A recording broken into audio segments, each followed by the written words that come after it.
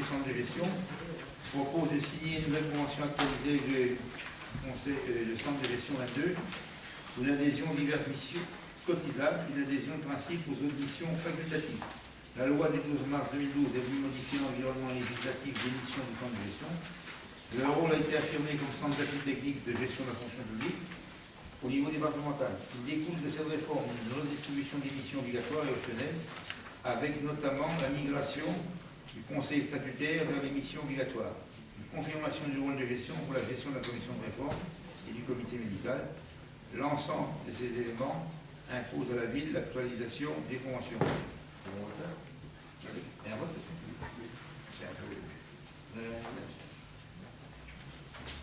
Vous avez deux volets effectivement qui ont conduit à cette demande de délibération par le centre de gestion.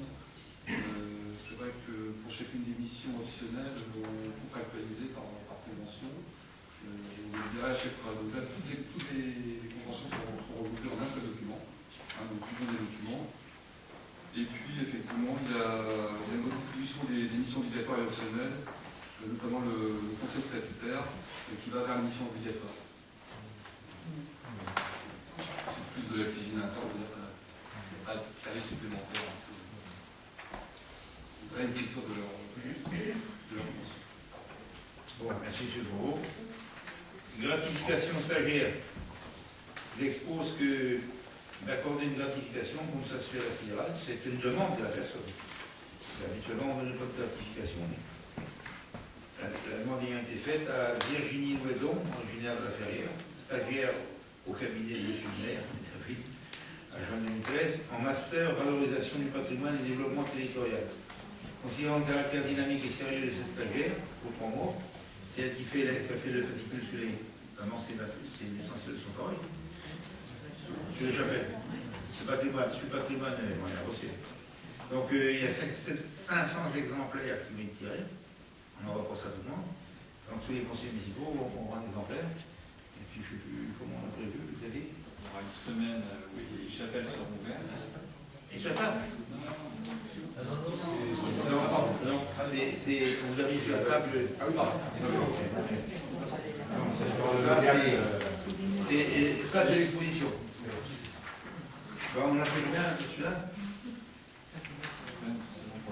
Simplement pour les élus. On a quelques-uns supplémentaires, je pense. C'est la demande des gentils, on verra ce qu'on veut faire. Sur les chapelles, il va y avoir deux journées où le syndicat d'initiative va organiser des visites guidées et la même semaine, il y aura des visites libres organisées par le comité de quartier. Le stagiaire a fait un travail de valorisation patrimoniale et historique sur les chapelles, avec des événements, des anecdotes propres à. Là, je connais bien. Je l'ai lu attentivement puisque je corrige. Si vous trouvez une faute, vous pouvez voir la prochaine. Bon, voilà. Alors, on a fait la même chose que la CIRAL, 30% d'un SMIC. C'est-à-dire, elle va travailler 3 mois, sur 3 mois de travail, elle aura un SMIC mensuel d'un mois. À peu près. Alors, vous calculez, le SMIC est à 1100. Elle termine le 12. 1150 € par mois, à peu près. Elle demande au délégué syndical. Le SMIC est à peu près à 1150 € par mois, non? En gros, à 5 € près. Donc ça lui fait 30 et 30, 80% d'un SMIC. Ça lui fait 1100 € pour 3 mois de boulot. Voilà. Je pense que j'espère qu'il n'y a pas d'opposition là-dessus. Parce qu'elle a fait un bon travail. Oui. Pas d'objection, oui, mais réglementairement, parce qu'on n'a pas vocation pour une certaine catégorie de stagiaires, en tout cas, est-ce qu'ils sont effectivement rémunérés, est-ce que il n'est pas plus judicieux de cette rémunération soit annoncée en début de stage plutôt qu'à la fin? C'est une demande de la personne qui nous l'a demandé. On l'a reçue au cours de l'entretien pour savoir ses motivations et elle nous l'a demandé. Donc sinon, elle ne veut pas. Donc, on prend des stagiaires, on va pas donner des rémunérations à tous les stagiaires de l'école privée. C'est un niveau d'études. Il me semble que dans le privé, c'est au-delà de 2 mois, on doit obligatoirement rémunérer les stagiaires. je ne sais pas si c'est transposable à la fonction publique. Voilà, la sidérale le fait depuis des années. La sidérale le fait depuis des années. Ça dépend du niveau, je pense. Ça dépend du niveau des stagiaires. Oui, ça dépend du niveau aussi. Oui, là, les chapelles, mais alors comme il y a certains kilomètres entre les chapelles, est-ce qu'il ne peut pas être possible pour l'office de tourisme de retrouver les lavoirs, ceux qui sont en état, ou les calvaires, je sais pas, puisque ça mettait tout dans l'ensemble. Bonne question. Moi, j'étais surpris à travers son étude, il y a 8 ou 9 chapelles qui n'existent plus au Diac. Alors, on va peut-être faire un chantier de fouille, un samedi matin, tous les élus avec la pioche, pour retrouver, je sans blague, la chapelle de la ville au Nord, une chapelle. J'ai retenu certains noms de chapelles, vous n'avez pas le comment, si vous l'avez tout de suite. Donc, foyer municipal aussi, bah oui, foyer municipal, chapelle. Chapelle de la Providence, c'est la chapelle de la Providence qui a détruite. Encore les vitraux. Dans la ville, oui. Alors, les calvaires, c'est vrai qu'on peut continuer. Valoriser le patrimoine historique de l'Irak, c'est surtout à travers le patrimoine religieux. C'est vrai que l'étude des ports, c'est une première, parce que suite à sa demande, je pense que ça plaira. Monsieur le curé aussi, même s'il s'en va. Il a montré toutes les chapelles et l'église. J'ai rencontré un médiacien il y a quelques jours qui s'intéresse de très près à l'histoire des calvaires, qui est en train de rechercher toute l'histoire des calvaires. Donc, quand on a fini son étude, il pourra nous la transmettre comme ça, sans avoir besoin de prendre un stagiaire. Il y a quelqu'un qui parcourt le Diane à vélo en ce moment et qui prend plein de notes sur les calvaires. Voilà. Bon, mais ça va pour le spécifier, Non. Et je vais voir, je connais. Non, mais de la visite. Ah oui. Ça serait bien qu'on puisse. Je la carte des chapelles. Il y en avait une au Tanoué. C'est écrit petit, mais pour plus agrandir. Il y en avait une à la Bellejoie. Une à Launay-Grésillon. Une. Il va vite, mais sauf. Ah, c'est marqué. Ah, d'accord. La chapelle de la Providence, détruite en 1982, place du Général de Gaulle. La chapelle Saint-Yves, boulevard Castel, devenue la boulangerie. Pour la campagne, la chapelle Saint-Julien, dans le village du Plessis-Pelletier.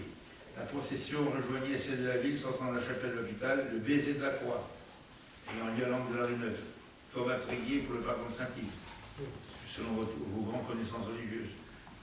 Le baiser de la croix, en Milly et Tréguier, portant le reliquaire de Saint-Yves. Imitation à l'Oudiac, une tradition disparue. La chapelle Sainte-Anne au désert, près du manoir du même nom. La chapelle Saint-François d'Assise au Tanoué, vendue comme bien national à la Révolution et détruite. La chapelle Sainte-Marguerite à Launay-Grésillon, mentionnée dans un aveu, c'est une formule juridique, rendue en 1543. C'était une chapelle seigneuriale. La chapelle Saint-André au Tic-No-Québec. Bonsoir. La chapelle était édiée. Ah oui, voilà, j'ai une faute, j'apprends pour moi. La chapelle était édiée. Je l'ai dédiée quand même, parce que le dé est dédié. À Saint-Maudé, puis à Saint-André. La chapelle de la Bellejoie, la chapelle servait encore de grange au milieu du XXe siècle. Là, on va faire les fouilles. Si elle servait encore de grange, on va faire une fouille, il faut. Peut-être pas de marteau, mais... La chapelle Saint-Laurent, à la Grande Ville au Rhin. Et la chapelle de Château-Curieux. Là, sur la photo, là, la chapelle de la Providence qui a été détruite, qui était l'hôpital. Autrement, bien sûr, on a valorisé aussi, on a mis une petite demi-page sur le sanctuaire de Quérien. Voilà. Alors, c'est le document-là que vous aurez. Il est tiré, quoi. Vous pouvez vous rectifier le dédié. D'accord, leur livre. Il est dédié. C'est votre télé. Bon, il y a la passion. Bon, il y a les. Je vais tout vous les lire, mais. Singularité de la chapelle. Des anecdotes, il y a des anecdotes sur la chapelle de Galélac. Je vous lis juste celle-là, des anecdotes pour chaque chapelle. Le père François Destin parcourt toute la commune pour recueillir des dons. Au siècle dernier, on y refuse que dans 2 maisons, on refuse de donner des dons à Galélac. Et à ceux qui ont voulu donner des dons, selon l'histoire, et bien leur état est de malheur. Une des maisons a été détruite par un incendie, l'autre touchée par la tuberculose, car Saint-Cathos serait un saint vindicatif. Le révérend père Alexis Presse, c'est Alexis Presse, d'accord? Je sais son nom parce que c'est Mick Alexis.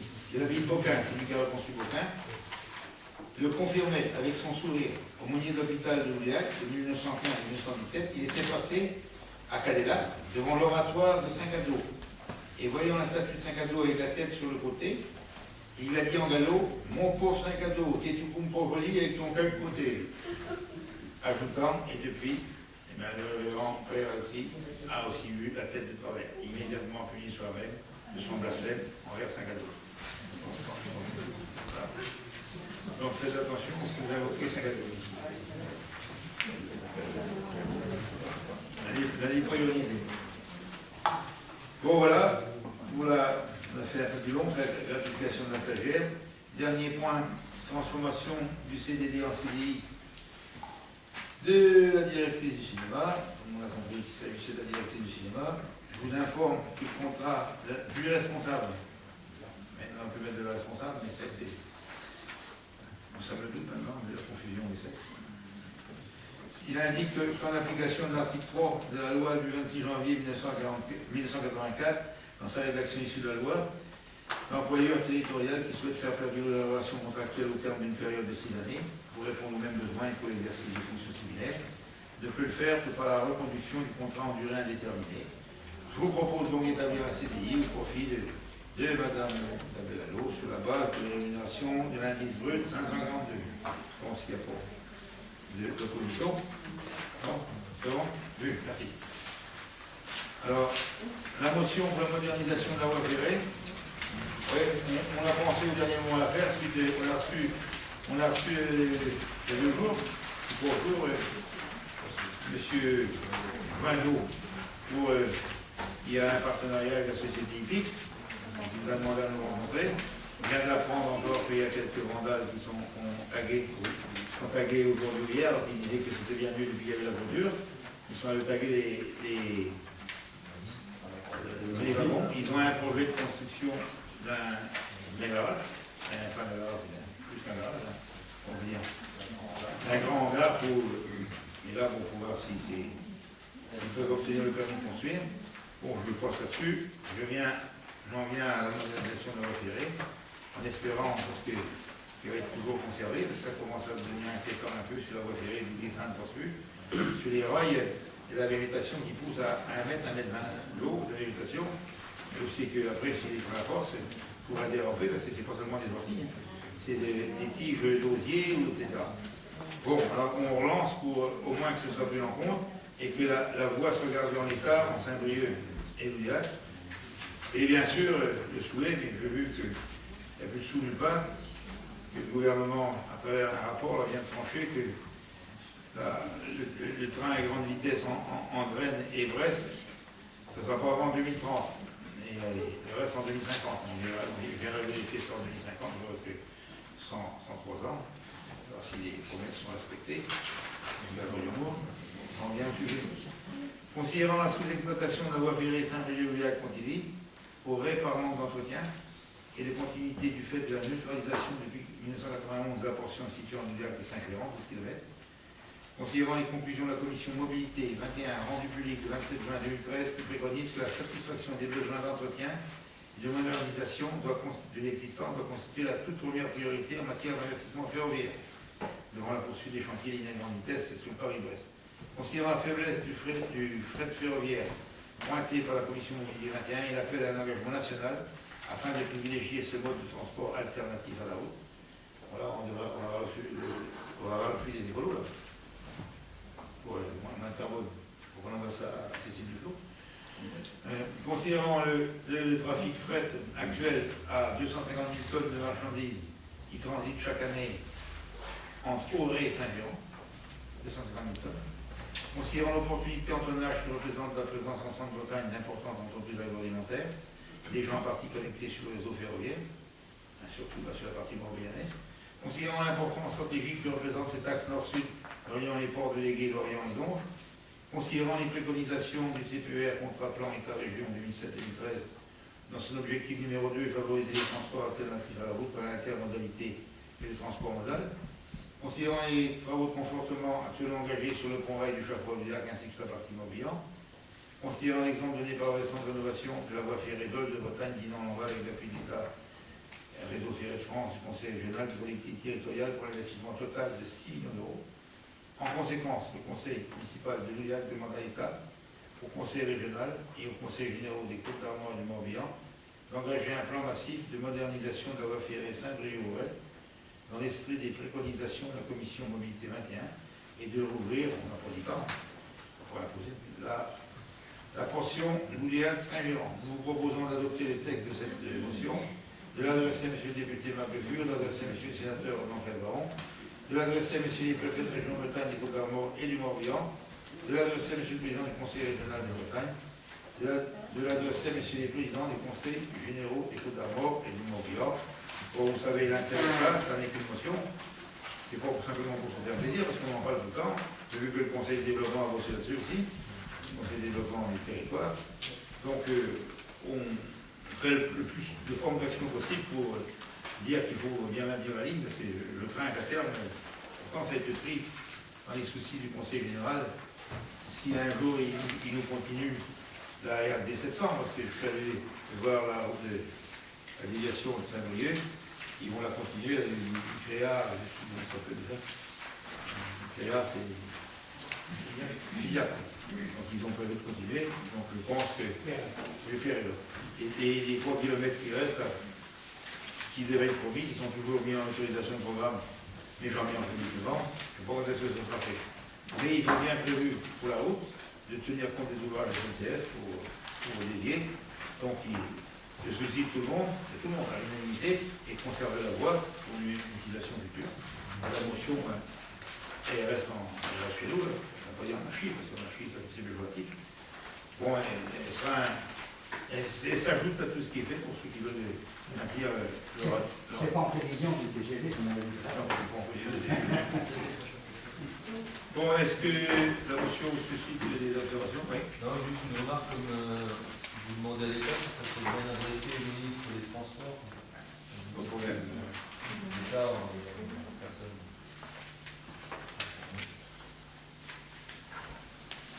La élève aussi, on adresse à Gérard Laëllec qui est en charge des infrastructures. Pas le président du Conseil général. Oui, mais on peut au président et Gérard Laëllec, parce que Gérard Laëllec est venu à Kerio pour augmenter le nombre de densité des navettes, etc. On peut Gérard Laëllec, vice-président chargé des infrastructures. Oui, on rajoute Gérard Laëllec aussi directement. Oui.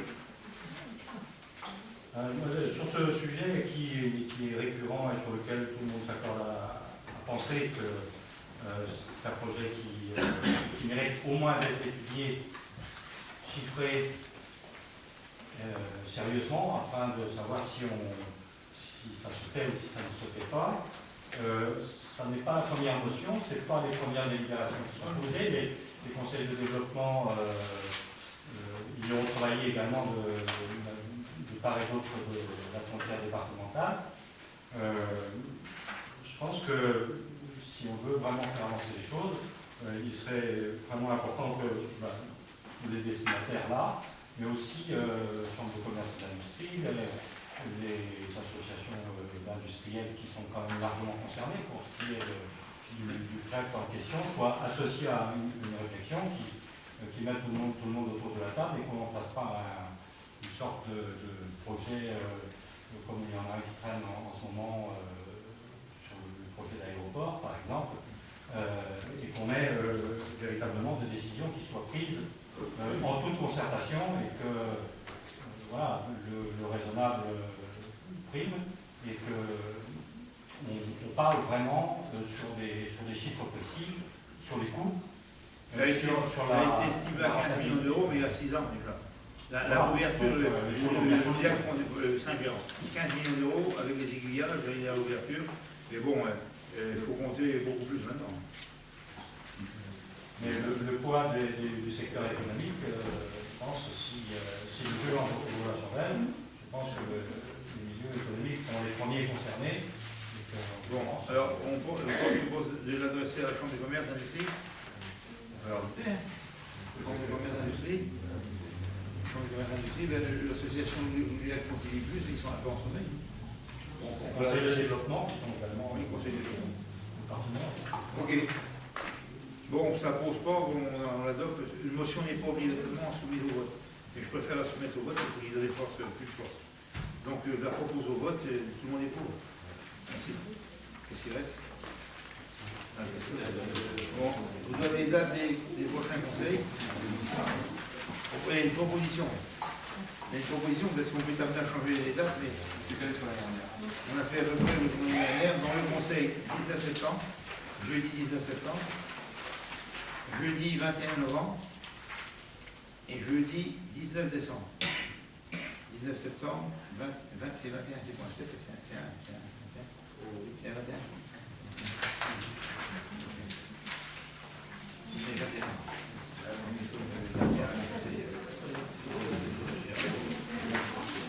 Bon, question diverses, moi je vais pas. Oui. Comment j'avais juste une question concernant la distribution du Loudéacien, parce que a priori les Loudéaciens sont distribués avec la publicité. Non, Oui, pour que ça nous coûte 5 fois moins cher, il faut pas l'adresser à chaque. non, mais parce qu'on a été interrogé par des personnes qui mettent des photos, vous savez, pas de publicité, parce qu'ils veulent pas demander de papier. Le problème, c'est qu'ils n'ont pas de Loudéacien. On est intervenu à plusieurs reprises, j'avais vu que la société de distribution, il y a ces signes. Les Loudéaciens, on a un contrat spécial, les stop pubs doivent recevoir un Loudéacien. Donc là, c'est une erreur du distributeur. Donc il faut signaler à la mairie et on fera nécessaire. On remontera l'adresse. Mais on paye un contrat plus cher pour que les stop pubs reçoivent le Loudéacien. Parce que c'est pas de la publicité. Échéance, la réponse, il faut dire qu'il faut venir le chercher en mairie, il y en a 200 à la feuille. Il faut signaler l'adresse en mairie et puis moi je reporte. Ah oui. Et après le distributeur a un rappel. Vous allez Faut tout bien dire. Bon, je laisse citoyen. Bon, Bertie, tu veux dire quelque chose? D'accord. Donc, ils doivent le mettre nonobstant le petit logo d'interdiction de publicité. C'est pas de la publicité, c'est Donc ça vient des l'information. distributeurs, c'est des... Bon, on va pas faire un débat ici, mais vous reprécisez aux distributeurs. Oui, parce que moi je reporte les adresses qui sont signalées en mairie, je les rapporte au responsable à Koufragan qui ensuite vérifie avec son distributeur, qui rappelle à son distributeur que cette adresse-là n'a pas été faite. Et il y a dès qu'on le fait assez rapidement, pour la première fois dans les ennuis avec les distributeurs, ils recrutent des gens qui ne sont pas sérieux. Maintenant la distribution elle se fait jusqu'au vendredi. Il a acheté 200 journaux. En plus, je t'ai fait là, le journal, c'est que j'ai vu la Marianne d'Or. 200 dans la fossée, à moins que c'était un qui m'en voulait. À moins que c'était un qui m'en voulait.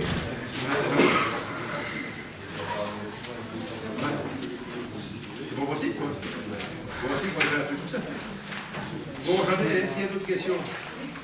Oui. Concernant pour le Loudéacien, mais sur autre chose, sur, je l'ai vu la fin de semaine, concernant l'organisation du 14 juillet pour le repas républicain. J'ai vu que les ventes étaient donc, les cartes étaient en vente en mairie. Or, c'est l'association en tant que démocratie qui organise. Non, mais on va pas tout. Voilà, je me pose la question, pourquoi les bénévoles ne vendent pas les cartes au moment. Si, mais il y en a dans les cafés. Il y a des personnes qui viennent depuis 10 ans qu'on le fait, cherchent la carte en mairie, on n'a rien changé, on va pas la dire non, on en a pas. Et il y en a à vendre, il y en a dans les cafés. Et il y a des bénévoles qui en ont. Je sais qu'au Sabot, ils ont 20 cartes à vendre. On fait, Monique vous peut dire un mot là-dessus. Et on n'a rien changé. L'apéritif est offert par la mairie, volontaire par la mairie pour le 14 juillet, l'apéritif est offert. Autrement, bien sûr, tout le monde paye ses cartes, etc. Donc les gens viennent. Bien de la mairie, c'est pour ça. Moi, donc, en tant que bénévole, je peux faire appel au service d'AE pour vendre les cartes. Pour un repas. Ça, c'est une manifestation quand même le 14 juillet. C'est une manifestation mairie. Oui, je sais, mais.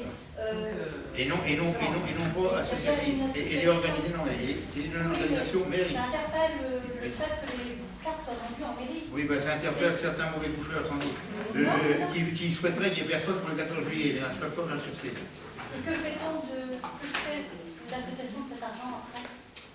Il paye ce qu'il achète. Il paye ce qu'il achète. Quand vous faites un sport, à moins que vous l'ayez gratuit par des sponsors généreux. Il dit, Madame Litton, vous êtes tellement gentille que chez un délire, tout est gratuit pour vous. Les associations qui ont besoin de fonds, pourquoi ne pas changer une année, par exemple, solliciter les autres associations qui sont en recherche d'argent? Vous n'avez pas lui faire un cours là-dessus. Les associations. Non, mais attendez. Les associations en temps des démocraties a été faite pour soutenir l'action municipale. Bon, voilà. Le 14 juillet leur permet de fonctionner.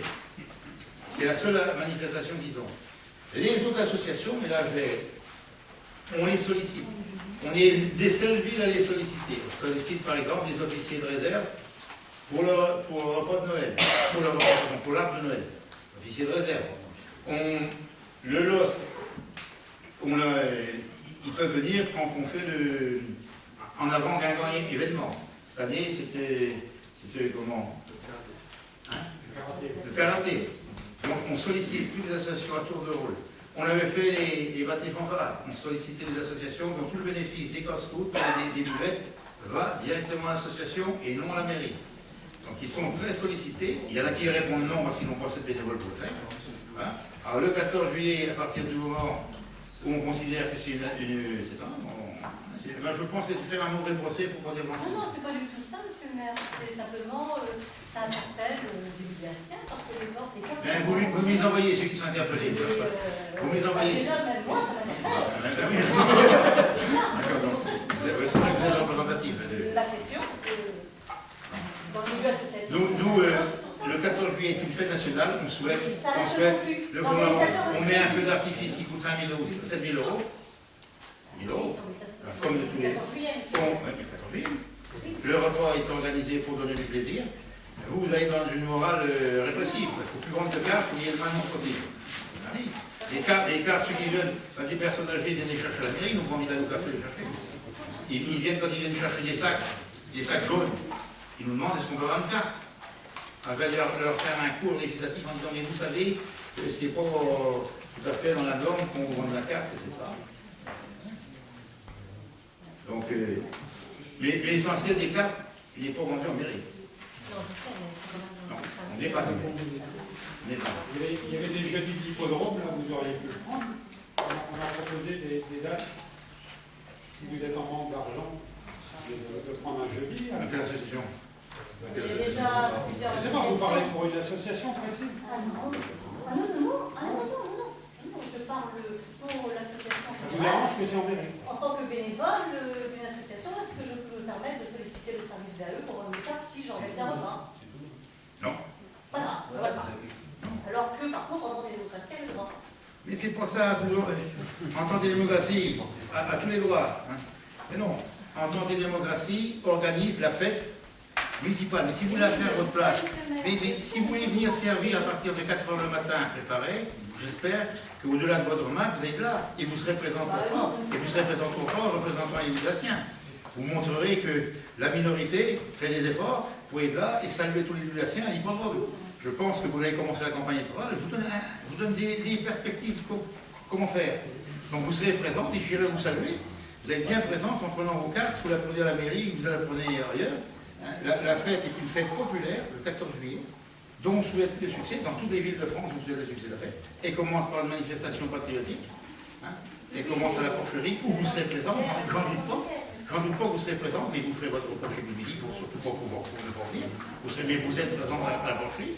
Vous serez présente, c'est sûr, rendre hommage aux 7 résistants. Vous serez là, je ne vous ai pas vu les autres années, là, à la porcherie. Je ne vous ai pas vu vite. Ah bah désolé, mais j'ai tous les ans, vous voyez. Par contre, je suis non. Bon, alors, donc, voilà.